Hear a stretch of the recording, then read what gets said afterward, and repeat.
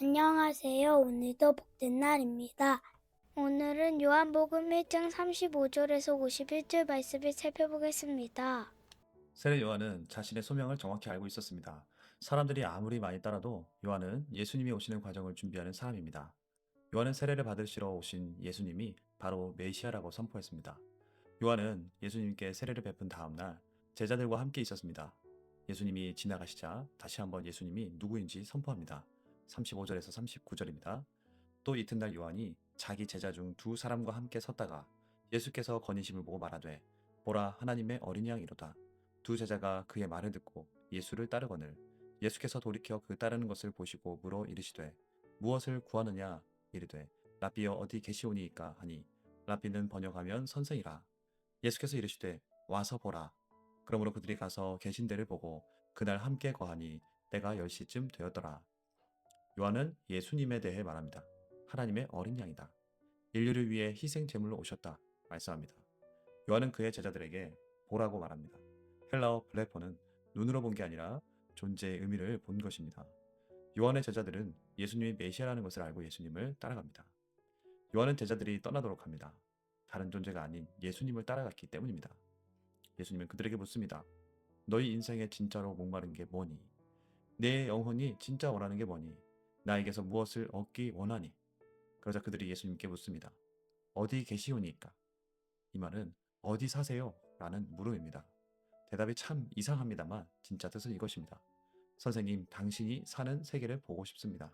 당신의 삶 속으로 들어가 보고 싶습니다. 그러자 예수님이 와서 보라 말씀하십니다. 예수님을 따르기 위해 성경 교리를 배우자가 아닌 와서 봐라. 예수님이 사는 삶 가운데 들어오라는 것입니다. 예수님과 함께하고 동행하는 경험입니다. 성도의 삶은 성경을 많이 하는 것보다 예수님과 동행하는 삶입니다. 성경은 많이 하는데 예수님과 동행하며 예수님께 묻고 예수님이 어떤 삶을 사셨는지를 돌아보지 않으면 예수님과 상관없는 삶을 살아가게 되는 것이죠. 이렇게 예수님을 따르는 제자들이 모입니다. 예수님을 따르게 된 두 명의 제자는 요한과 안드레입니다. 특히 요한복음의 저자인 사도 요한은 예수님과의 첫 번째 만남을 기억하며 성경에 기록했습니다. 마치 우리가 인생이 바뀐 어떤 한 날, 그리고 큰 은혜를 받은 날의 분위기와 이미지를 기억하듯이 요한은 예수님과의 만난 시간을 기록합니다. 오전 10시다. 유대인의 시간이 오전 6시부터 시작하니 10시는 오후 4시쯤입니다. 요한은 예수님을 처음 만난 날의 시간을 기억했습니다. 예수님은 해질 무렵 자신을 찾아온 제자들을 돌려보내지 않고 맞이하셨습니다. 그 시간대에 맞이한다는 것은 관계하겠다는 그런 의미입니다. 그리고 거하다는 뜻은 같이 하루를 보냈다는 것입니다. 예수님과 함께 시간을 보냈습니다. 신앙은 정보를 많이 얻는 것이 아닙니다. 예수님과 함께 시간을 보내는 것에서 시작됩니다. 다른 복음서에서는 제자들이 예수님을 따를 때 곧 버려두고 따르니라 그들의 즉각적인 행동을 강조했습니다. 요한은 예수님과 만난 시간, 대화, 함께 머물렀다는 것을 기록했습니다. 요한은 제자도는 함께 보낸 시간에서 자란다는 것을 강조한 것입니다. 예수님의 제자가 되는 것은 예수님과 함께 머무는 관계를 누리는 것입니다. 이어지는 40절에서 42절의 말씀입니다. 요한의 말을 듣고 예수를 따르는 두 사람 중에 하나는 시몬 베드로의 형제 안드레라. 그가 먼저 자기 형제 시몬을 찾아 말하되 우리가 메시아를 만났다 하고 메시아는 번역하면 그리스도라. 데리고 예수께로 오니 예수께서 보시고 이르시되 네가 요한의 아들 시몬이니 장차 게바라 하리라 하시니라. 게바는 번역하면 베드로라. 안드레는 예수님과 보낸 시간이 얼마나 좋았을까요?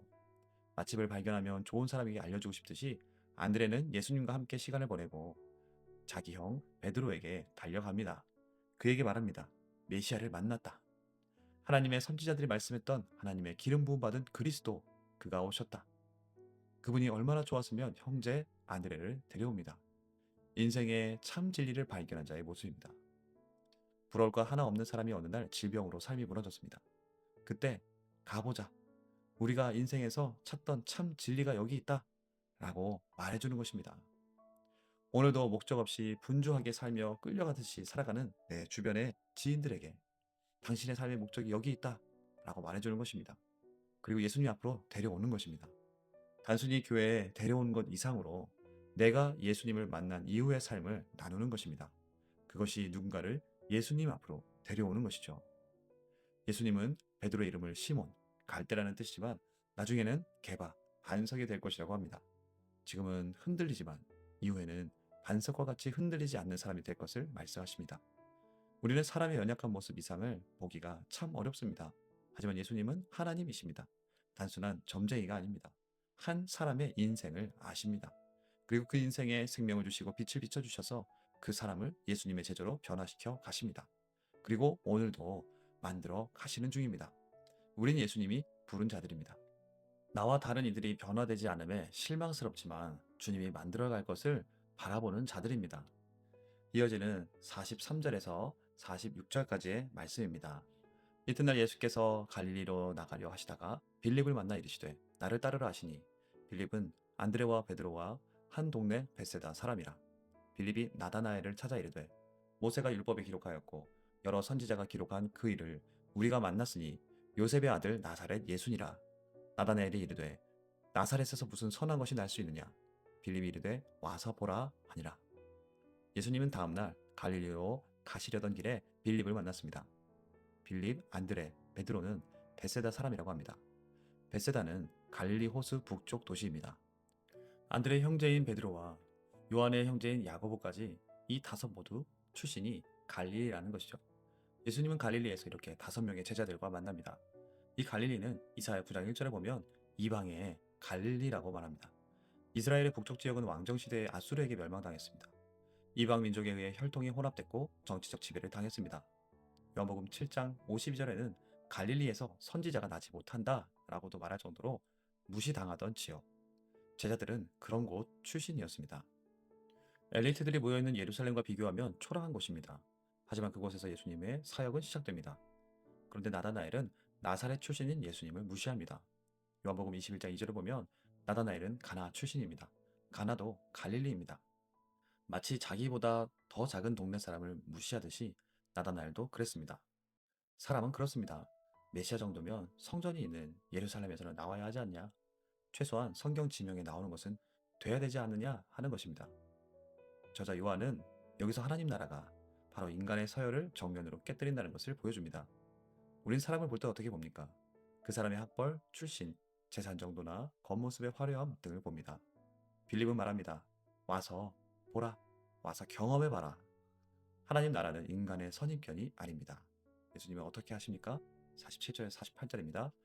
예수께서 나다나엘이 자기에게 오는 것을 보시고 그를 가리켜 이르시되 보라 이는 참으로 이스라엘 사람이라 그 속에 간사한 것이 없도다.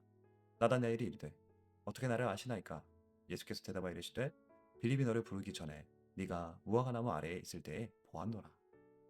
예수님은 나다나엘의 편견을 문제삼지 않으셨습니다. 대신 그의 안에 있는 정직한 내면, 계산하지 않는 태도를 보시며 말씀하십니다. 너는 꾸미지 않는 사람이다. 나다나엘은 말합니다. 저를 어떻게 아신다고 그렇게 말합니까?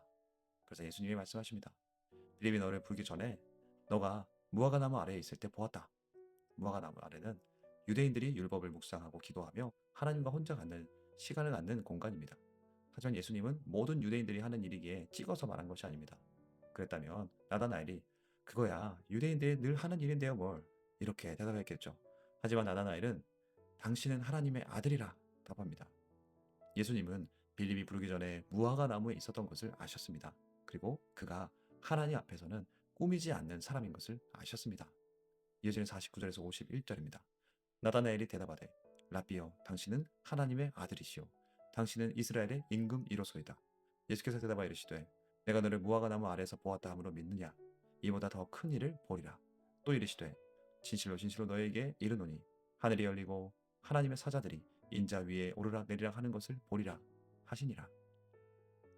예수님은 나다나엘에게도 비전을 주십니다. 야곱의 사다리를 떠올리게 합니다. 야곱이 도망자였고 불안했고 미래가 없었을 때 하나님은 야곱에게 사다리를 내려주셨습니다. 예수님은 말씀하십니다. 그 사다리가 바로 나다. 너와 하나님 사이를 잇는 것은 너의 노력도 출신도 자격도 아닌 나다 라는 것입니다. 그리고 그가 이제는 나를 통해 하나님과 연결됐으니 예수님의 제자로서 더 큰 일들을 보게 될 것을 말씀해 주십니다. 말씀을 정리합니다. 예수님은 말씀으로만 계시지 않고 이 땅에 내려오셔서 이 땅에 거주하셨습니다. 이제 우리 각 사람의 이름을 부르시며 우리가 혼자 고민하던 무화과 나무 아래까지 찾아오셨습니다. 오늘도 우리를 부르며 말씀하십니다. 와서 보라. 내가 왜 사는지, 네 인생의 목적이 뭔지 내 곁에서 한번 찾아보라 말씀하십니다. 주님은 내 초라한 환경 한복판에서 하늘 문을 여시는 분입니다. 오늘도 나를 아시고 내 이름을 불러주시는 그 주님과 함께하며 주께서 열어가시는 복을 누리기를 축복합니다.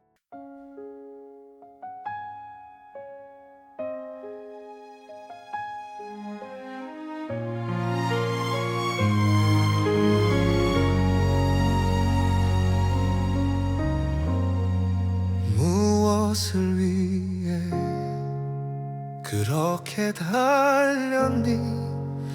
무엇을 얻으려 애를 썼느냐?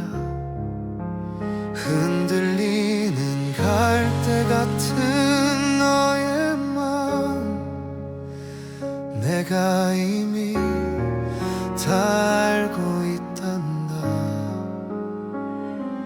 아무도 모르아부아부아와를 홀로 삼켰던 눈물과 내 한숨을 빌리빈 너를 부르기 그 전부터 나는 너를 보고 있었단다.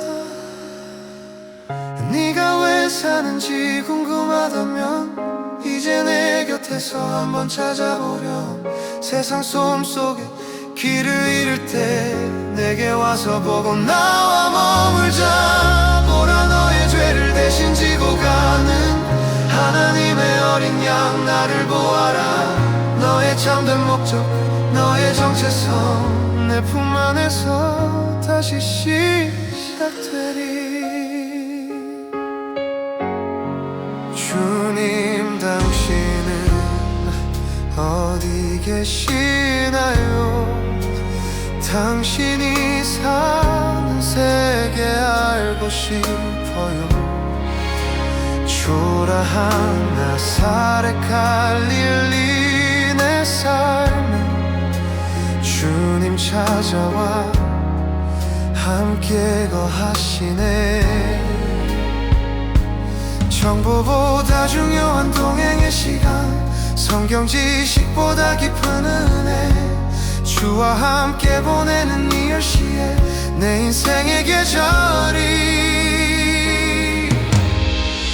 네가 왜 사는지 궁금하다면 이제 내 곁에서 한번 찾아보렴.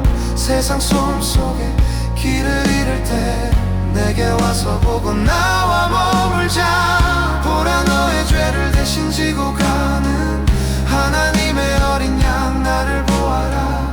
너의 참된 목적 너의 정체성 내 품 안에서 다시 시작되리.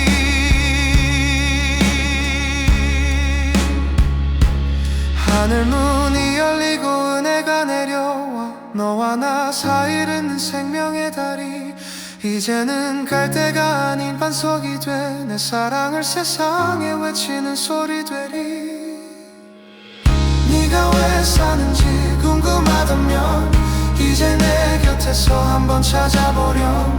세상 소음 속에 길을 잃을 때 내게 와서 보고 나와 머물자. 와서 보라 내 곁에서 찾아보렴. 나와 함께 거하자.